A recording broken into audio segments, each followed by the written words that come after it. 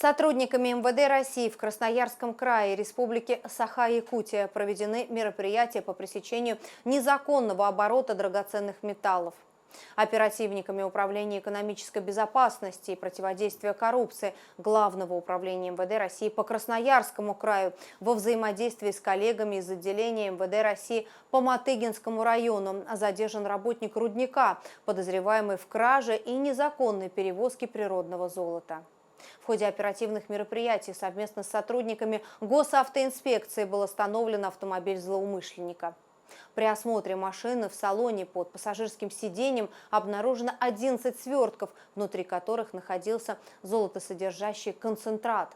Выяснилось, что мужчина работает в одной из золотодобывающих организаций края.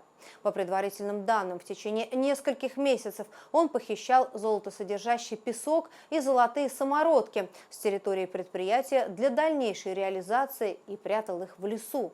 Согласно результатам экспертизы, стоимость похищенного составляет 8,5 миллионов рублей.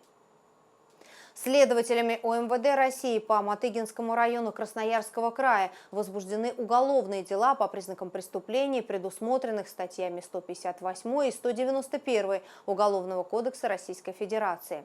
А в Республике Саха-Якутия сотрудниками дорожно-патрульной службы на 252-м километре федеральной автомобильной дороги Колыма была остановлена иномарка под управлением жителя Магаданской области.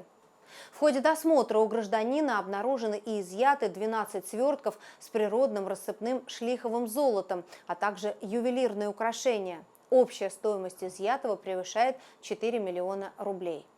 Мужчина пояснил, что направлялся на личном автомобиле из Магаданской области в Краснодарский край, где планировал продать природный драгоценный металл.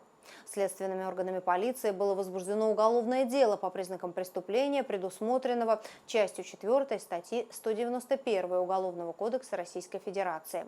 Предварительное расследование уголовных дел продолжается.